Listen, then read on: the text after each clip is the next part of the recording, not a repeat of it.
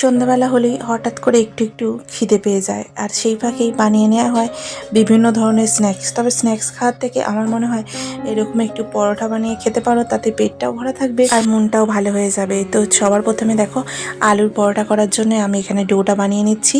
অল্প একটু তেল, একটু নুন দিয়ে ভালো করে আটাটাকে মেখে নিচ্ছি, আর আটাটাকে একটু নরম করে মাখছি যেহেতু আলুর পরোটা, তো সেই জন্য সবার প্রথমে তো আলুটা সিদ্ধ বসিয়েছিলাম। আলুটা এখন সিদ্ধ হয়ে গেছে, সেটাকে নামিয়ে নিই। তার মধ্যে অ্যাড করে দেবো কেটে রাখা ধনে পাতা, নুন আর একটু গরম মশলার গুঁড়ো। ব্যাস এগুলোই দিচ্ছি। আর তোমরা চাইলে অনেক কিছু দিতেও পারো, তাতে টেস্টটা আরও বেশি ইনহ্যান্স হয়, কিন্তু আমি আর কিছু দিলাম না। এখানে লঙ্কা গুঁড়োটা দিতেই পারো, বাবু যেহেতু খাবে তাই আমি দিলাম না। চলো ছোট ছোট বল আকারে বানিয়ে নিই আর সাইডে রেখে দিই। এরপরে আমি একটা গুছি নিয়ে নিলাম, তারপরে আটা ছড়িয়ে দিয়ে তার মধ্যে দেখো গুছিটাকে ভালো করে বেলে নিচ্ছি।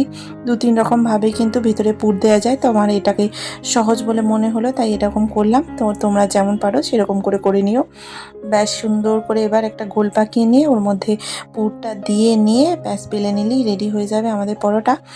তারপরে পরপর করে আমি অনেক কটা বেলে নিচ্ছি যাতে একসাথে সব ভাজতে পারি। আর কি বলতো, ফ্রাইং প্যানে একটা তেল দিয়ে ব্যাস তার উপরে পরোটাটা ছেড়ে দিলেই হয়ে যাবে আমাদের পরোটা রেডি। ছোট বড় সকলের কিন্তু খেতে মজাদার, আর সন্ধ্যাবেলার টিফিনে অসাধারণ লাগে। তোমরাও বানিয়ে খেও, অপরকে খাও, আর আমাকে একটু জানিও কেমন লাগলো খেতে। আর যারা বড়রা খাবে তারা কিন্তু অবশ্যই এর মধ্যে কোচানো পেঁয়াজ, কাঁচা লঙ্কা এগুলো দিতে পারো। আমার বাবু খায় না, তো তাই জন্য আমি দিলাম না। আরও একটু ভালো স্বাদ আসার জন্য বেশি ঝালটা প্রয়োজন। তো তোমরা যেমন যে যার মতন ঝাল খাও সেরকম দিয়ে নিও। বেশ কয়েকটা পরোটা এইভাবে ভেজে নেওয়ার পরে গরম গরম চা দিয়ে খেতে কিন্তু বেশ সুন্দর লাগে সন্ধ্যাবেলাটা বসে। তো তোমরাও বানাও, অপরকে খাও, আর কেমন ভিডিওটা লাগলো অবশ্যই জানিও। আমি যাচ্ছি বাবুকে একটা বানিয়ে দিতে।